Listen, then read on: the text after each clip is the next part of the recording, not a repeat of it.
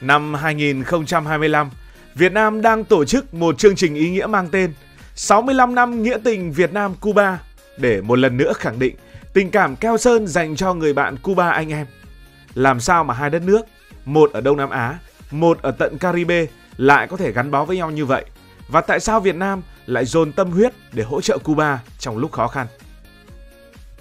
Chương trình 65 năm nghĩa tình Việt Nam-Cuba không chỉ là một chiến dịch quyên góp thông thường, mà là một lễ hội của lòng nhân ái, một lời tuyên ngôn rằng Việt Nam luôn ở đây, luôn sát cánh bên Cuba, dù trong bất kỳ hoàn cảnh nào.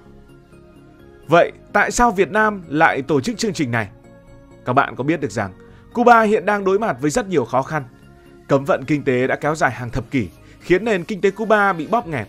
Thêm vào đó, thiên tai, biến đổi khí hậu và những vấn đề toàn cầu khác làm cho cuộc sống của người dân Cuba trở nên vô cùng chật vật. Lương thực, nhu yếu phẩm, thuốc men, những thứ cơ bản nhất đôi khi cũng trở thành xa xỉ với họ. Trong bối cảnh ấy, Việt Nam với truyền thống lá lành đùm lá rách của dân tộc không thể đứng nhìn người bạn của mình chật vật một mình. Chương trình này được thiết kế rất ý nghĩa. Hãy lấy con số 65 làm chủ đạo. 65 năm kỷ niệm quan hệ ngoại giao Việt Nam-Cuba từ 1960 đến 2025. 65 năm ngày vận động từ 13 tháng 8 đến 16 tháng 10 2025 và mục tiêu quyên góp tối thiểu 65 tỷ đồng. Riêng mục tiêu thì là tối thiểu 65 tỷ đồng, còn con số được kỳ vọng có thể sẽ cao hơn. Số tiền này sẽ được dùng để hỗ trợ người dân Cuba về lương thực, nhu yếu phẩm và các dự án nhân đạo bền vững, giúp họ không chỉ vượt qua khó khăn trước mắt mà còn xây dựng một tương lai ổn định hơn. Nó là một thông điệp mạnh mẽ. Việt Nam luôn thủy chung, luôn nhớ đến tình bạn với Cuba.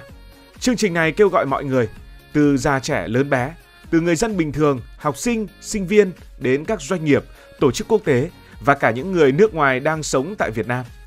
Mỗi đóng góp, dù là một bao gạo, một khoản tiền nhỏ hay thậm chí là một lời động viên đều là cách để nói với người dân Cuba: chúng tôi ở đây và chúng tôi không quên các bạn. Điều mình thấy tuyệt vời hơn nữa là chương trình này không chỉ dừng lại ở việc giúp đỡ vật chất, nó còn là một bài học sống động đặc biệt cho giới trẻ. Trong một thế giới đầy biến động, nơi mà đôi khi người ta chỉ nghĩ đến lợi ích cá nhân, câu chuyện Việt Nam-Cuba nhắc chúng ta rằng lòng nhân ái, sự đoàn kết và tình bạn chân thành vẫn luôn tồn tại. Với những người trẻ, đây là cơ hội để học về lòng biết ơn, về giá trị của việc làm những điều tốt đẹp mà không cần hồi đáp. Hãy hình dung, khi bạn đóng góp một phần nhỏ vào chương trình này, bạn không chỉ giúp một gia đình Cuba có thêm một bữa ăn, mà còn trở thành một phần của câu chuyện lịch sử 65 năm giữa hai dân tộc. Mỗi một đồng tiền, mỗi món quà là một viên gạch xây nên cây cầu nối trái tim Việt Nam và Cuba. Trong quá khứ, Việt Nam đã nhiều lần ủng hộ và hỗ trợ Cuba. Và bây giờ, truyền thống ấy được tiếp tục. Bây giờ, hãy cùng quay ngược lại thời gian để hiểu tại sao Việt Nam và Cuba lại có mối quan hệ đặc biệt đến như vậy. Có lẽ bạn đã nghe nhiều rồi, nhưng ôn lại tình bạn giữa Việt Nam và Cuba luôn là một chuyện đáng nhớ. Mọi chuyện bắt đầu từ năm 1960, khi hai nước chính thức thiết lập quan hệ ngoại giao. Nhưng mối quan hệ này không chỉ là những văn bản ký kết trên giấy tờ. Nó là câu chuyện về hai dân tộc, dù cách nhau cả một đại dương, đã tìm thấy nhau trong những giá trị chung, trong khát vọng tự do và ý chí kiên cường. Hãy đặt mình vào bối cảnh những năm 1960. Việt Nam lúc đó đang trong cuộc chiến giành độc lập, chống lại sự can thiệp của các thế lực bên ngoài. Bom đạn rơi, đất nước chia cắt và nhân dân phải đối mặt với muôn vàn khó khăn. Ở phía bên kia địa cầu, Cuba vừa trải qua cuộc cách mạng vào năm 1959 dưới sự lãnh đạo của Chủ tịch Fidel Castro. Họ cũng phải đối mặt với cấm vận từ Mỹ và những thế lực phản đối. Trong hoàn cảnh ấy, hai nước đã tìm thấy một điểm chung, niềm tin vào con đường phía trước, khát vọng tự do và tinh thần không bao giờ bị khuất phục.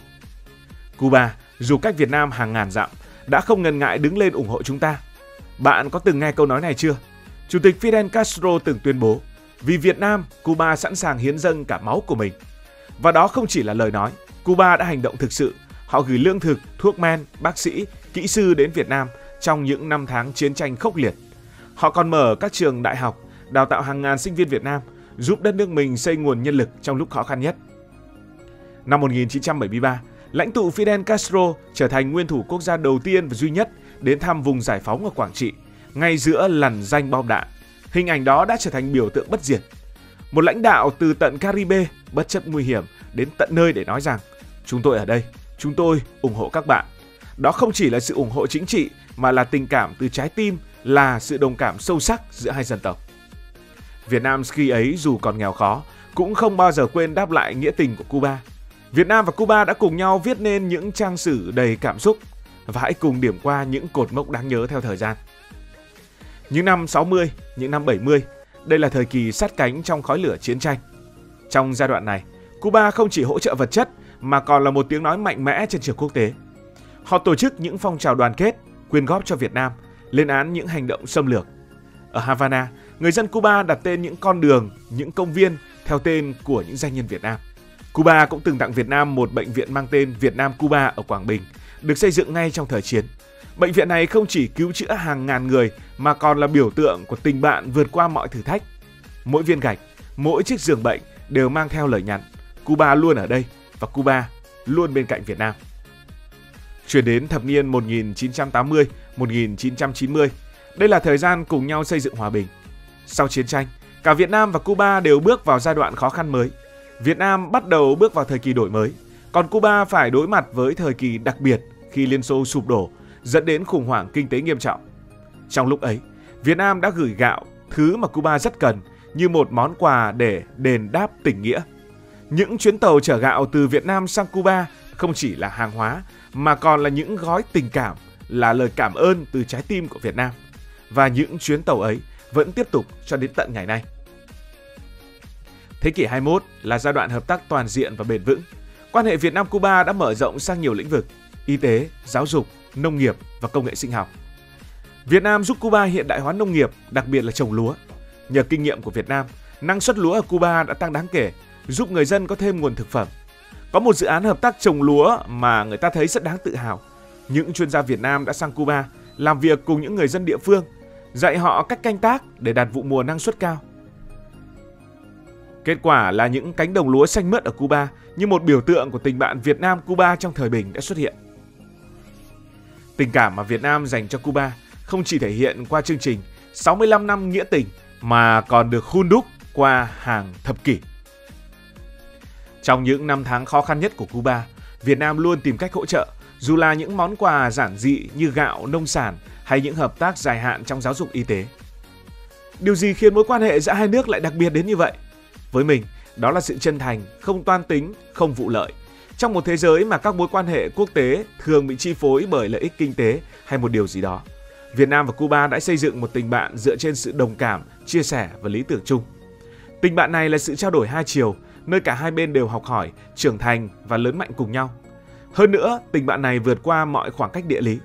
Hãy hình dung mà xem, Việt Nam và Cuba cách nhau cả một đại dương, cả một nửa vòng trái đất, múi giờ lệch nhau, văn hóa cũng rất khác biệt.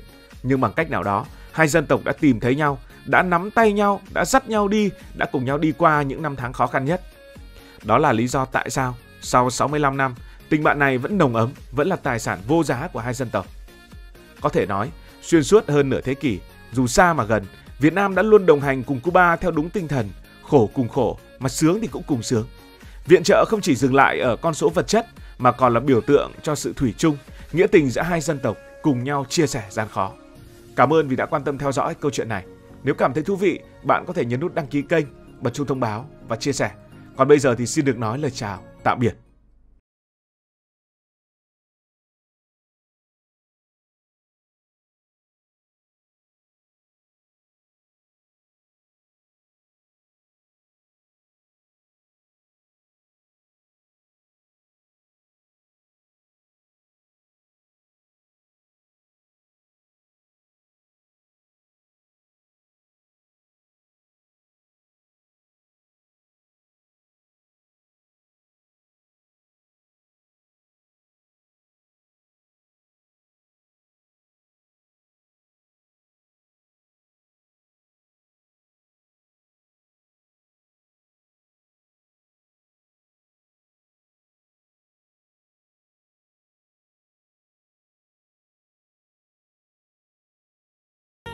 Cảm ơn các bạn đã dành sự đồng hành cùng Hải Thanh Story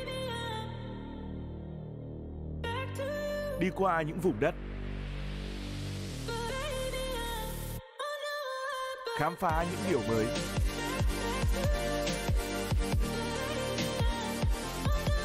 Đừng ngần ngại, hãy để lại những góp ý và xin được hẹn gặp lại.